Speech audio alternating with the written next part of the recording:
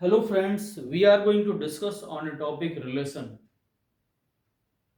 In relation, we have to study about the Cartesian product of the sets and order pair. Then we will study the number of possible relations and domain, codomain, range, so many things. So let us study about the Cartesian product of the sets.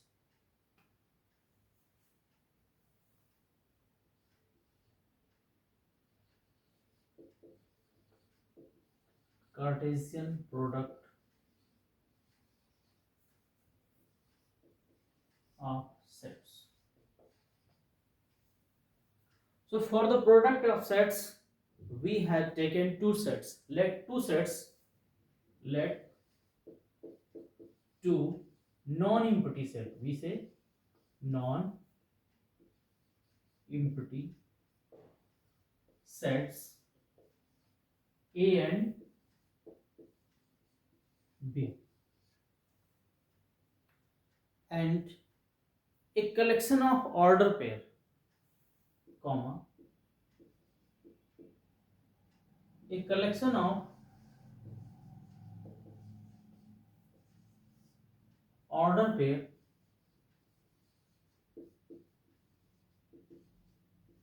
A comma B such that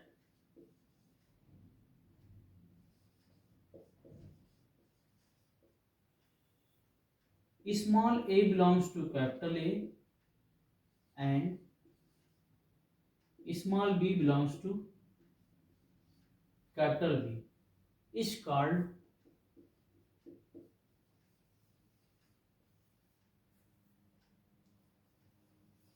Cartesian product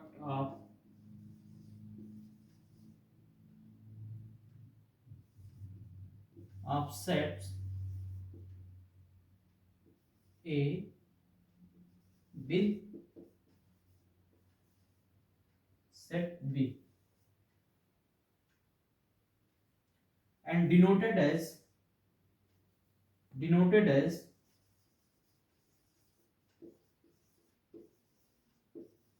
A cross B. इतना जानना बहुत जरूरी था as a definition, as a knowledge. Means product of sets के लिए हमको हमारे पास दो सेट्स होने चाहिए और दोनों सेट्स में जो भी ऑर्डर पेयर का कलेक्शन होगा, जो भी ऑर्डर पेयर का कलेक्शन होगा, उस कलेक्शन से हम एक सेट बनाएंगे और उस सेट को बोलेंगे Cartesian products of the sets. Like A cross B equal to A comma B such that A belongs to capital A comma B belongs to capital B means कोई एक एलिमेंट, एक variable element, कोई element है जो set ए से belong करता है और भी कोई एलिमेंट है जो सेट बी से बिलोंग करता है। इन सभी के ऑर्डर पेयर का जो कलेक्शन होगा वो कार्टेशियन प्रोडक्ट का एक सेट बनेगा। ठीक है, इसको हम रोस्टर फॉर्म में लिख सकते हैं तो ज़्यादा क्लियर होगा, लेकिन उसके लिए सबसे पहले हमको सेट ए को थोड़ा डिफाइन करना पड़ेगा और सेट बी को भी थोड़ा डिफाइन करना पड़ेगा। तो सेट ए को भी डिफाइन करते हैं, मीन्स एक लेट कर लेते हैं। जैसे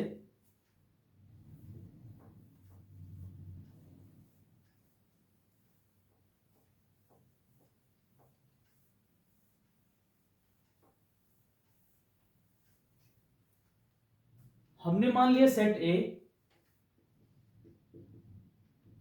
equal to A comma B comma C और सेट बी को मान लिया 1 2 3। ठीक है,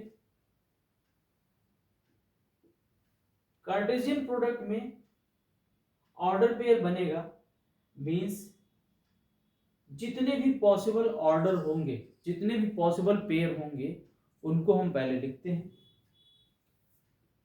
हमने बात किया सेट ए से सेट बी में, तो यहाँ पर आएगा ए का रिलेशन 1 के साथ में, तो इसका एक पेयर बना 1 के साथ में।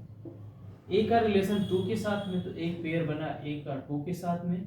ए का रिलेशन 3 के साथ में, तो एक पेयर बना ए का 3 के साथ में। बी का रिलेशन बना 1 के साथ में, तो बी का एक पेयर 1 के साथ में। बी का रिलेशन बना 2 के साथ में, तो एक पेयर 2 के साथ में, और बी का एक पेयर 3 के साथ में।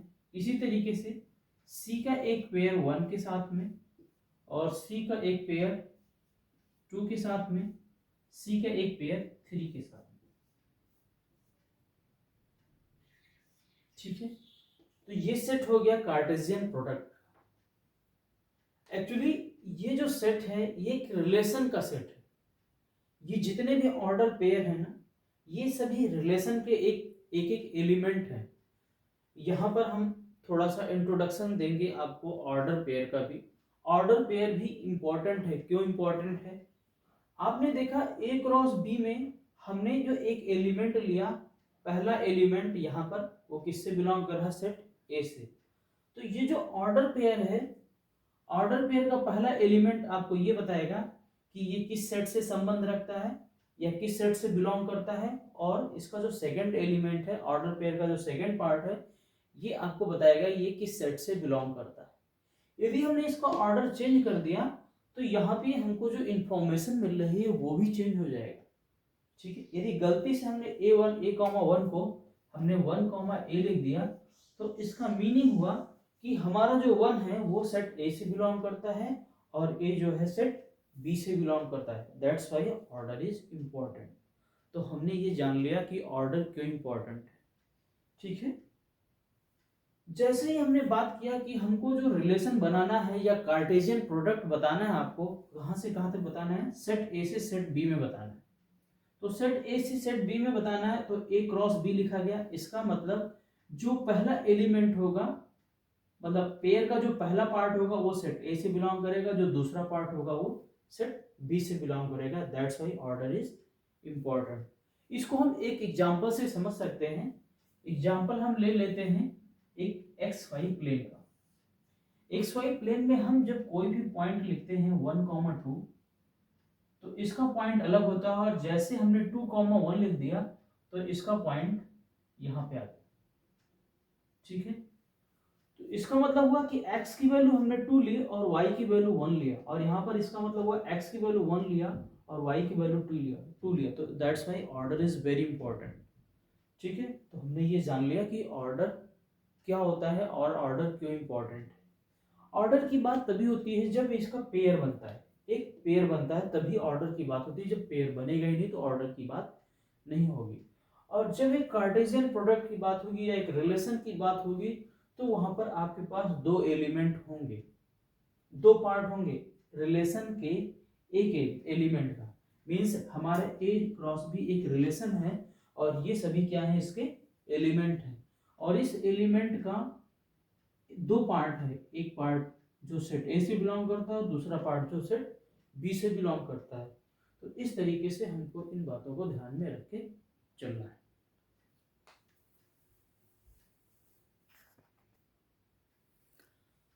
कार्टेशियन प्रोडक्ट में हमने बोला टू नॉन एम्प्टी सेट। यदि हमने एक सेट ए में, ए क्रॉस बी में यदि हमने एक सेट क्या ले लिया? ए इक्वल टू एम्प्टी ले लिया, तो हमारा ए क्रॉस बी क्या आ जाएगा? वो एम्प्टी आ जाएगा। First case. सेकंड केस, यदि हमने बी इक्वल टू एम्प्टी ले लिया, बी इक्वल टू एम्प्टी ले लिया, मीन्स हमने एक ऐसा सेट चूज किया, दोनों में से कोई भी एक सेट, ए या बी, ए और ए आइदर बी, दोनों में से यदि कोई भी एक सेट एम्प्टी हो जाता है तो हमारा ए क्रॉस बी क्या आ जाएगा? वो एम्प्टी आ जाएगा। कि जब इसमें कोई एलिमेंट ही नहीं होगा तो सेट बी के साथ में ऑर्डर पेयर कैसे बनेगा? पेयर होगा ही नहीं, तो रिलेशन की बात हम कर ही नहीं सकते, क्योंकि रिलेशन के लिए हमारे पास एक एलिमेंट के दो पार्ट होने चाहिए। ओके,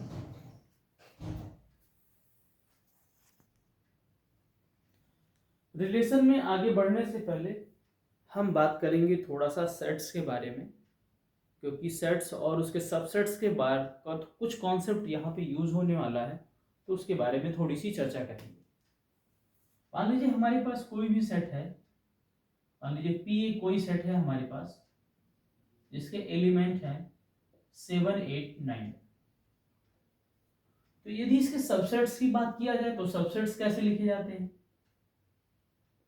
7, 8, 9 या 7, 8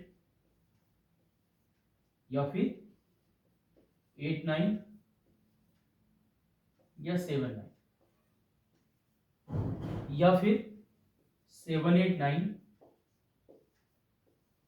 या 5। ये सभी इसके क्या है? सबसेट्स है।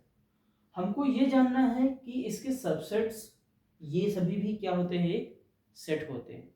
बस हमको यहाँ पर इसकी आवश्यकता है कि एक सेट के सबसेट्स कैसे होते हैं। ठीक है, यहाँ पर इसके पहले हमने बात किया था एक कार्टेशियन प्रोडक्ट बी की।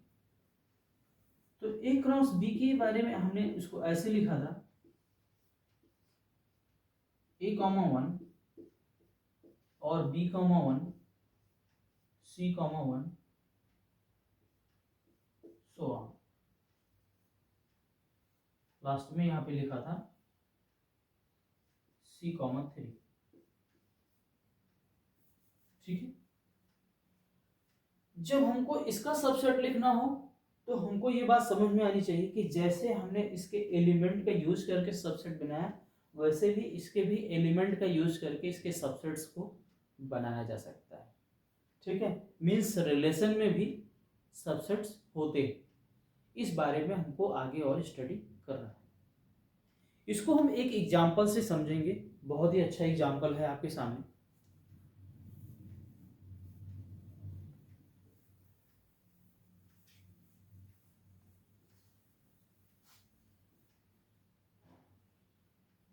हमने दो घर मान लिया और दो घर के कुछ सदस्य मान लिए। हमने एक घर मान लिया ए और एक घर मान लिया बी। ये दो ऐसे घर हैं जिसमें कुछ सदस्य हैं और उस सदस्य को हम एलिमेंट के तौर पे समझते हैं। इसमें सदस्य हैं ए एक लड़का है, बी एक लड़की है, सी माता है और डी पिता है। मीन्स एक पूरी फैमिली है, कंप्लीट फैमिली।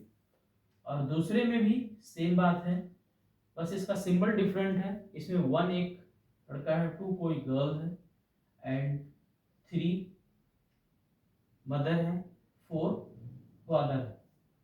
तो girl boy and parents, girl boy girl and parents, boy girl mother and father, boy girl mother and father. Symbols को थोड़ा याद रखना है। हमारा कहना है कि दो ऐसी फैमिलीज हैं जिनमें कंप्लीट रिलेशन है। मीन्स घर के सभी मेंबर्स इस फैमिली के सभी मेंबर्स इस फैमिली के सभी मेंबर्स से अपना रिलेशन रखते हैं। तो इसको हमने समझा कि कार्टेशियन प्रोडक्ट मीन्स यहाँ पे मैक्सिमम नंबर ऑफ एलिमेंट्स आपको मिलने वाले हैं। इस रिलेशन में मैक्सिमम नंबर ऑफ एलिमेंट्स इस फैमिली का रिलेशन है, या इस फैमिली का रिलेशन है किससे? फैमिली बी से। मीन्स हमने कहा सेट ए से सेट बी में एक रिलेशन है और सेट ए के सभी एलिमेंट का सेट बी के सभी एलिमेंट से रिलेशन है। तो यहाँ पर इसको हम बना रहे हैं ए क्रॉस बी से, और इसको हमने लिखा A,1 मीन्स ये जो y है इस फैमिली के सभी मेंबर से इसका relation. A,2 A,3 A,4 okay and B,1 ये इस फैमिली की जो गर्ल है इसका सभी से relation. B,1 B,2 B,3 B,4 and C,1 C,2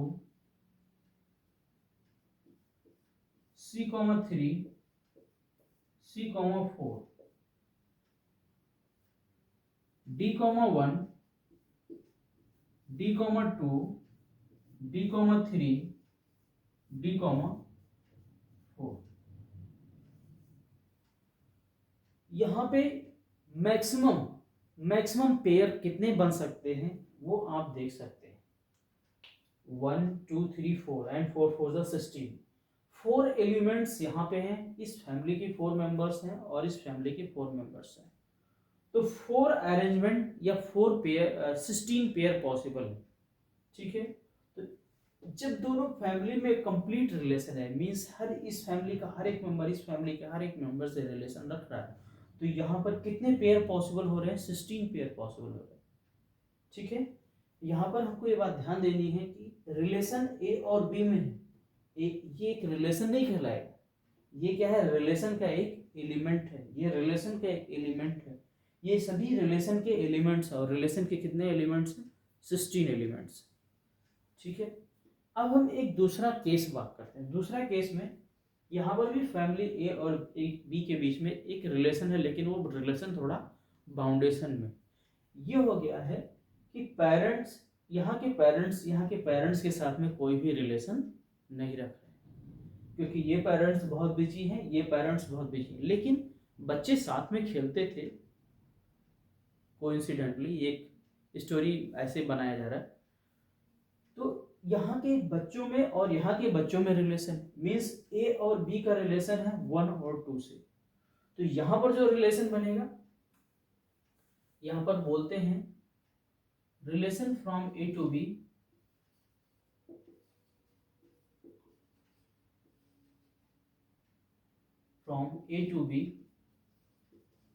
among children. इसको हम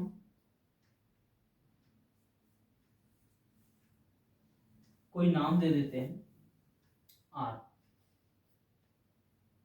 आर चिल्ड्रन।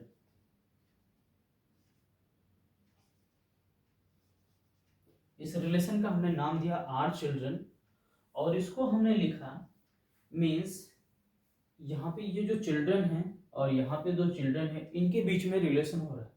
तो ए का रिलेशन 1 के साथ में, तो ए कामा 1 आ गया। ए का रिलेशन 2 के साथ में, तो ए कामा 2 आ गया। बी का रिलेशन 1 के साथ में, तो बी कामा 1 आ गया। बी का रिलेशन 2 के साथ में, तो बी कामा 2 आ गया। रिलेशन अमंग द चिल्ड्रन ये निकल के आया। हम एक चीज देख सकते हैं, हमने बोला कि ये भी एक रिलेशन है, इस रिलेशन को हमने बोल दिया रिलेशन, या इसका नाम दे दे रिलेशन, इसको ऐसे भी लिख सकते हैं relation A to B. Means A relation है ए से बी में, और ये रिलेशन है सिर्फ चिल्ड्रन के बीच में। ठीक है, तो ये रिलेशन में सभी एलिमेंट्स हैं और इस रिलेशन में कुछ एलिमेंट्स। आप देखेंगे कि ये जो रिलेशन है, इस रिलेशन का क्या है, सबसेट है। मीन्स हम एक बात यहाँ पे बोल सकते हैं कि R children subset of A R B. ठीक है, तो हमने आपको एक कंडीशन दिया था कि ये इस फैमिली के बच्चे और इस फैमिली के बच्चे आपस में बातचीत कर रहे हैं, इनमें दोस्ती है। तो रिलेशन क्या हुआ, ए से बी में सिर्फ बच्चों के बीच में रिलेशन है, ये रिलेशन बाउंड हो गया, ये रिलेशन बाउंड नहीं है। तो इसमें मैक्सिमम नंबर ऑफ एलिमेंट्स कितने हैं, 16 है, और जबकि इसमें कितने हैं, 4। ऐसे हम ए और बी के बीच में जाने कितने बाउंड करके रिलेशन बना सकते हैं। ठीक है, और वो जितने भी रिलेशन बन के आएंगे वो हमेशा क्या होंगे, ए आर बी, या फिर बोल सकते हैं ए क्रॉस बी की क्या होंगे, सबसेट होंगे। ए क्रॉस बी एक रिलेशन है, और ये एक ऐसा रिलेशन है जिसमें मैक्सिमम एलिमेंट्स पॉसिबल है। ठीक है, मैक्सिमम एलिमेंट्स इसमें आ जा रहे हैं। इसके बाद कोई सा भी रिलेशन बनेगा ए और बी में, वो रिलेशन हमेशा क्या होगा, इसका सबसेट कहलाएगा। ठीक है, तो हम बात करते हैं कि ए से बी के बीच में मैक्सिमम रिलेशन कितने रिलेशन हो सकते हैं, मैक्सिमम कितने रिलेशन हो सकते हैं। हमने अभी आपसे कहा कि जितने भी दूसरे रिलेशन बनेंगे वो सभी क्या होंगे, इसके सबसेट होंगे। इसका मतलब जितने सबसेट होंगे उतने रिलेशन होंगे, तो सभी सबसेट को हम एक रिलेशन का नाम दे सकते हैं।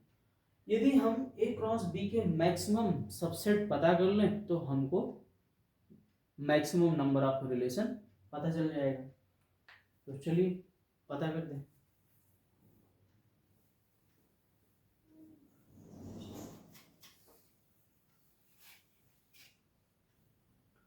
मीन्स यदि हम कहें कि ए क्रॉस बी में नंबर ऑफ एलिमेंट्स कितने हैं 16,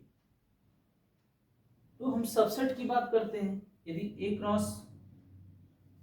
क्रॉस बी में सबसेट की बात करें तो 2 की पावर 16, 2 की पावर 16 मीन्स 2 की पावर m। हम नंबर ऑफ सबसेट कैसे निकालते हैं? 2 the power number of element, number of